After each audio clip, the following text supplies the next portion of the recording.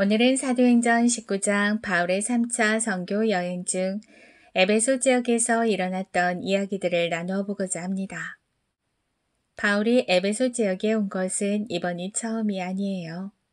2차 선교 여행 중 고린도 지역에서 만난 동역자 브루스길라 아굴라와 함께 고린도를 떠나 찾은 곳이 바로 이 에베소 지역이었으니까요. 그때 당시 바울은 에베소의 회당을 찾아 잠시 주의 복음을 전한 후 좀 더 머물러 달라고 붙드는 이들에게 하나님의 뜻이라면 다시 돌아오겠다는 약속을 남기고 그곳을 떠났습니다. 이후 에베소 지역에 남게 된 브루스길라와 아굴라가 아볼로라는 유대 청년이 회당에서 주의 도를 전하는 것을 듣게 되지요. 그의 언변은 참으로 뛰어났고 구약에 능통했으나 그의 깨달음은 요한의 세례에 머물러 있었습니다. 부부는 아볼로에게 하나님 나라에 관해 더 자세히 풀어 전해주었고 이후 온전한 깨달음을 얻은 아볼로는 부부와 바울이 1년 6개월 동안 사역했던 바로 그 고린도 지역에 파송되어 이후 사역들을 감당해 나갑니다. 그리고 이제 바울은요. 하나님이 허락하신다면 다시 오겠노라 약속을 남겼던 이곳 에베소에 성령의 인도하심을 따라 다시 발을 들이게 되는데요. 소아시아의 서쪽 해안에 위치한 항구 도시 에베소는요. 엄청난 규모를 자랑하는 아데미 신전을 중심으로 우상의 도시, 마술의 도시, 또한 당시 최대 상업 도시로 알려져 있는 곳이에요. 아데미는 풍요의 여신으로 불리며 이방 사람들이 가장 많이 숭상하던 우상이었지요. 에베소는 바로 이 아데미 신전과 관련된 무수한 사업이 성행했던 곳입니다. 바울은 이곳 에베소에서 그의 전도 여행 중 가장 긴 시간을 할애해 무려 3년간을 하나님 나라에 대해 담대히 전하게 되는데요. 자, 그럼 우상숭배의 온상지라고 해도 과언이 아닐 에베소 지역에서 바울이 하나님 나라를 어떻게 나타내 보이는지 그 생생한 사역 현장으로 함께 가보시죠. 에베소에 도착한 바울은 먼저 세례 요한의 제자들을 만나게 되었어요. 저들과 대화를 해보니까요.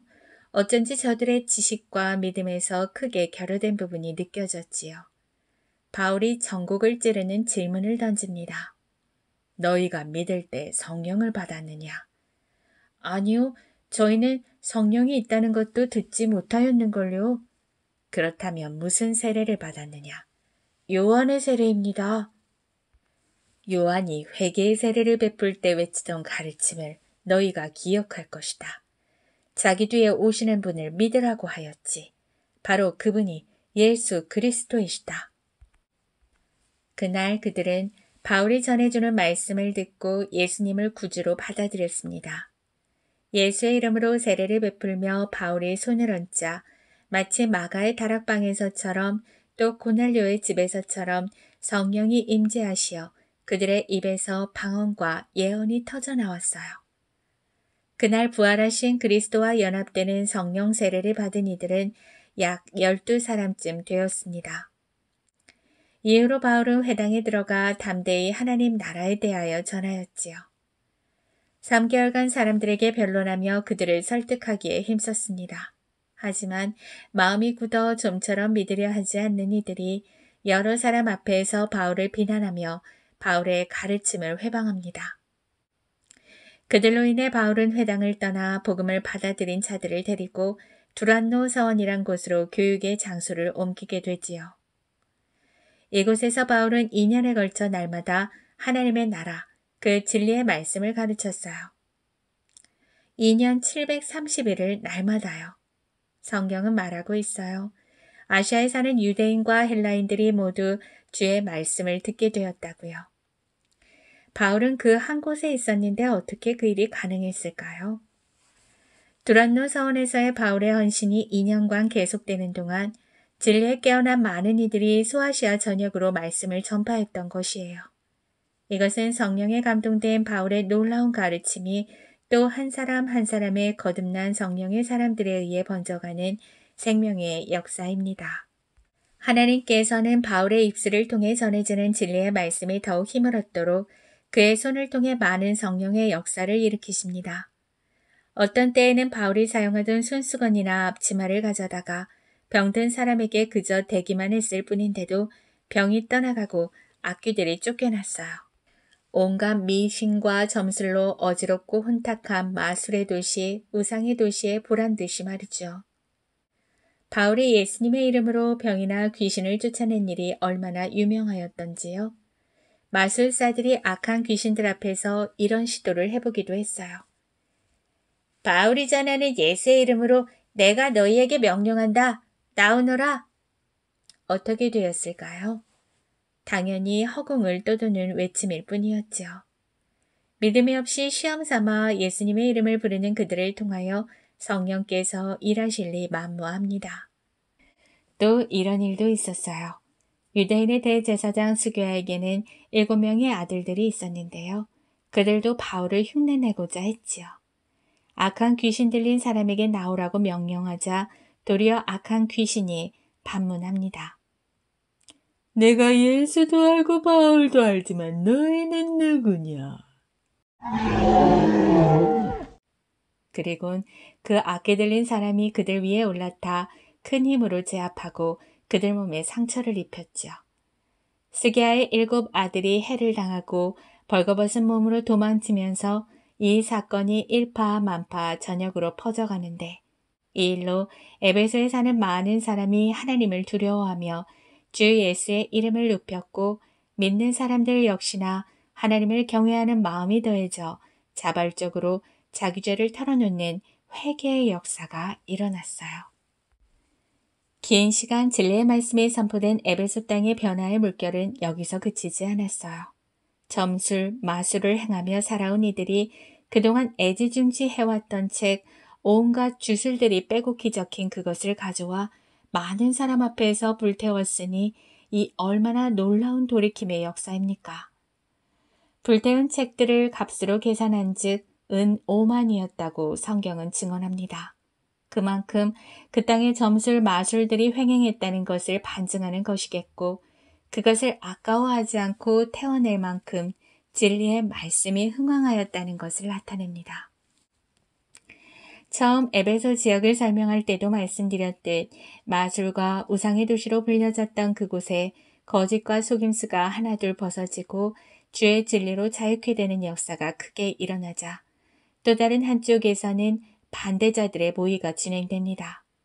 아직 여전히 자신들의 욕심으로 인해 거짓의 영에 사로잡힌 이들이 주축이 된 자리였죠. 그 중심에 있던 자를 먼저 소개할게요. 당시 아데미 신전의 관리인이자 아데미 여신상의 각종 모형들을 만들어 팔던 은세공업자들의 조합장 데메드리오입니다. 아데미 여신이 부와 건강을 가져다 준다고 믿던 당시에 아데미 세공품은 무척 성행했던 사업인지라 제사용, 장식용, 호신용, 선물용 등 많은 제목을 갖다 붙이며 그동안 꽤나 재산을 모아들였지요. 그러다가 바울이 에베소 지역에 전도 사역을 시작하며 눈에 띄게 수입이 줄었던 겁니다. 조합장 데메드리오가 동업 중인 세공 기술자들을 불러 모아 말해요. 우리가 그동안 이 일로 많은 돈을 벌지 않았는가? 헌데 바울이란 작자가 오늘로부터 우리 사업이 큰 위험에 처했다는 것을 자네들도 모르지 않을 것에 그가 손으로 만든 것은 신이 아니라고 전하고 다니니 우리의 경제적 손실은 물론이고 위대한 에베소의 여신 아데미의 위엄과 그 신전의 가치 또한 실추될 위기에 놓였네. 더 이상 이대로 우리가 가만히 보고 있어서는 안 될 일이야. 데메드리오의 부추김에 분노가 차오른 그들이 외치기 시작합니다. 위대한 에베소의 여신 아데미여! 위대한 에베소의 여신 아데미여! 당시 에베소는 엄청난 규모의 아데미 신전과 연관된 상업이 크게 발달되었던 터라 그 관계 관리자 역시나 상당했습니다. 저들의 외침은 파도를 타듯 관계자들을 부추겼고 그로 인해 온 도시가 떠들썩했어요. 그때 저들 눈에 바울과 함께 다니던 가이오와 아리스타고가 눈에 띄었지요. 바울의 일행이다. 저들을 잡아라. 저들 무리가 가이오와 아리스타고를 붙잡아 연극장으로 끌고 들어갔어요. 그때 바울은 제자들이 위험에 처한 것을 보고 당장에 뛰어들어가려 했죠. 그때 제자들과 당시 높은 관리직에 있던 친구들이 사태의 심각성을 느끼며 그를 만류합니다. 바울 선생님, 보시다시피 저들은 지금 분노로 가득 차 있습니다. 선생님이 가시면 정말 위험해지실 거예요. 바울은 연극장으로 들어가는 일을 포기합니다. 사실 바울은요, 복음 증거에 있어 목숨조차 아끼지 않는 마음이었기에 위험이 두려워서 멈춰선 것은 결코 아니에요. 그는 자신의 모든 걸음을 성령의 인도하심을 따라 가고 또 때로는 멈추었기에 제자들을 통해 주님께서 막아서신 것임을 느낀 겁니다. 바울이 주님께 이 상황을 맡겨드렸으니 우리 역시 저들의 외침에 두려워 말고 연극장으로 다시 한번 가보시죠. 그날 그 연극장 안엔 이유도 모르고 우르르 휩쓸려온 이들까지 많아 복세통이 따로 없었죠. 위대한 에베소의 여신 아데미여! 선동자들의 외침에 너도 나도 따라 외치기를 2시간. 장작 2시간이 흘렀을 즈음 에베소시의 서기관이 그들을 진정시키며 앞에 섭니다. 에베소 시민 여러분, 우리 도시가 위대한 아데미 여신과 신전을 지키는 곳이라는 것은 이렇게 소란을 피우지 않아도 온 세상이 다 아는 바이니 마음을 가라앉히고 경솔한 행동을 삼가기 바랍니다.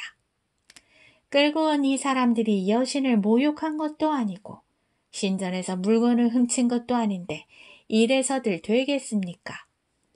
당신들이 따로 고소할 일들이 있다면 정식 재판을 신청해 공식적으로 옳고 그름을 가리시지요. 이유 없이 소동을 벌인 이 책임을 다 질 것이 아니라면 어서들 그만 돌아가시오. 모인 무리들이 하나둘 흩어지고 그날의 소동은 그렇게 일단락되었습니다. 전혀 생각지도 못한 이의 변호로 제자들이 무사히 풀려났지요. 바울이나 제자 그 누구도 전혀 해를 입지 않고요. 이 일로 바울은 에베소의 3년의 사역을 마무리하고 자신이 떠날 때가 되었음을 느끼게 됩니다. 더 머문다면 제자들에게 또 어떤 위험이 닥쳐올지 모를 상황이었지요. 긴 시간 성령 안에 교제하며 많은 수고와 눈물로 말씀을 가르쳤던 정든 제자들을 두고 떠나기란 쉽지 않았을 거예요. 그래서 이후 바울은 믿음직한 제자 디모데에게 에베소 교회를 부탁하기도 하고 또 그 아쉽고도 애틋한 마음을 담아 전하고 싶은 가르침들을 편지로 전합니다. 하나님의 뜻으로 말미암아 그리스도 예수의 사도된 바울은 에베소에 있는 성도들과 그리스도 예수 안에 있는 신실한 자들에게 편지하노니로 시작되는 신약 성경의 에베소서가 바로 에베소 교회 성도들과 모든 믿는 자들에게 쓴 바울의 서신입니다.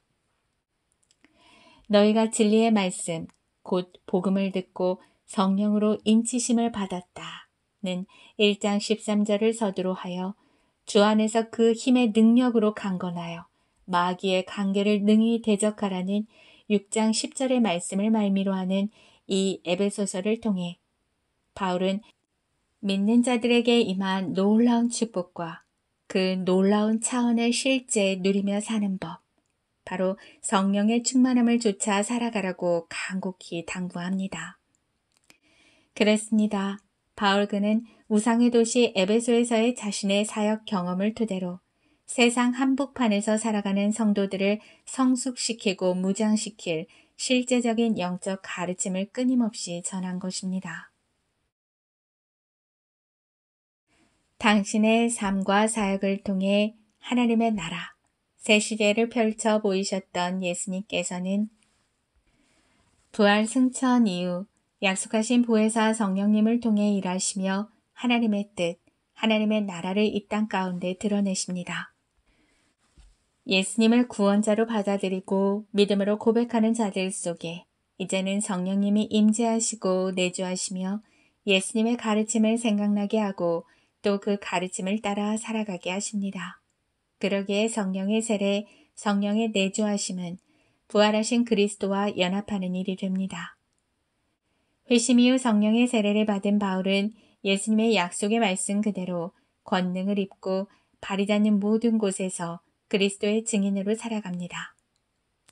이런 바울조차도 부활하신 예수님을 만나기 전에는 메시아를 알아보지 못했고 도리어 대적자요 핍박자의 자리에 섰던 까닭에 그는 부활하신 예수님과 연합되는 성령의 세례가 얼마나 절대적으로 필요한 것인지 자신의 경험에 비추어 누구보다 잘 알았습니다.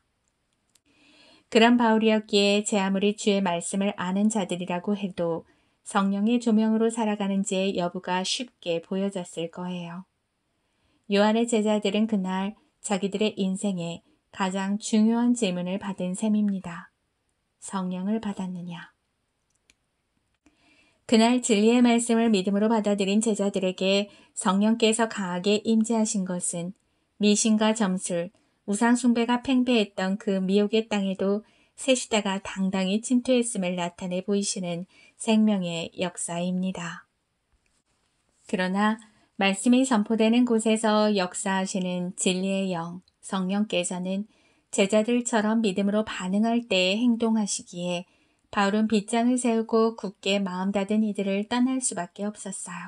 하지만 도리어 그런 방해가 바울을 더 효과적인 복음 증거의 터전, 이곳 두란노 서원으로 이끌어준 셈이니 우리의 눈에 후퇴와 실패로 여겨지는 많은 일들도 성령 안에서는 어떤 선한 역사를 일구어냈는지 모릅니다. 2년 24개월, 730일의 시간 동안 날마다 그 미혹과 거짓이 난무한 땅에 진리의 말씀이 선포되자 하나님 나라, 새 시대를 받아들인 이들 가운데에서 진리의 영이신 성령께서 자유케 하시는 역사를 크게 일으키십니다. 심지어 바울의 앞치마와 수건까지 동원하시면서 말이지요. 앞치마와 수건을 통한 치유를 본 때문일까요? 요상한 마술 정도로 이해한 이들이 예수님의 이름을 주문처럼 사용합니다.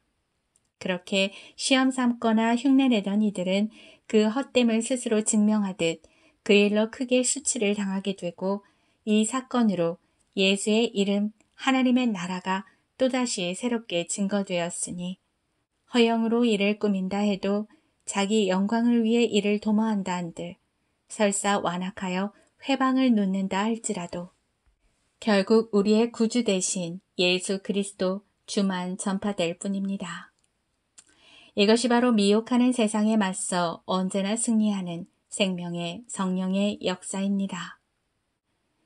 맹신해오던 주술들에는 아무런 힘도 생명도 없음을 알게 된 수천의 마술사들은 마술책을 태우기에 이릅니다. 그래요. 진리가 그들을 자유케 한 때문이에요. 저들을 올가매던 거짓과 속임수가 풀려지는 시간, 진리의 영이 그들을 주장하게 된 새 시대의 도래입니다.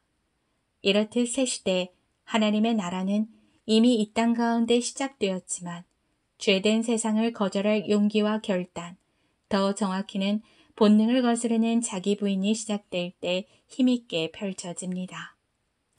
주님을 받아들이고 그분을 쫓아 순종으로 행하는 자들 속에서요. 그 반대의 경우가 바로 이들의 모습이었지요. 은세공업자 데메드리오와 직공들, 그들은 풍요로운 삶을 유지하기 위해 어쩌면 관계자들이기에 이미 알고 있었을 그 우상들의 거짓과 허물을 마치 실상인 듯 꾸미고 확대하고 포장하고 전파했어요. 나아가 자신들의 풍족함을 사수하기 위해 애써 진리에는 눈 감고 거짓을 선동합니다. 성령의 역사를 거부하는 일, 그것은 결국 본능대로 살고자 하는 것을 의미합니다.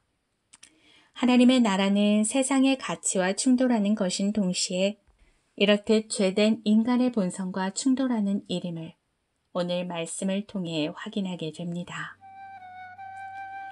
끊임없이 풍요를 외쳐대는 세상 속에서도 자기 생명조차 조금 더 귀한 것으로 여기지 않고 성령이 내 속에서 힘껏 일하시도록 내 자신을 내어드리는 이들을 통해 진리의 영 성령께서는 오늘도 미혹하는 세상에서 거짓의 영과 맞서 싸우시며 이처럼 하나님의 나라를 확장해 가고 계심을 기억해야 하겠습니다. 진리의 말씀이 선포되는 곳에 일어나는 회개의 역사를 기억해야 하겠습니다. 그리고 또한 이것은 손해도 기꺼이 각오하는 믿는 자들의 자기 부인과 순종이 있을 때 더욱 흥왕한다는 것을요. 이와 같이 주의 말씀이 힘이 있어 흥왕하여 세력을 얻으니라. 이것이 오늘 사도행전 19장 에베소의 전도 사역을 통해 여러분들과 함께 나누고 싶었던 진리의 영, 성령의 역사입니다.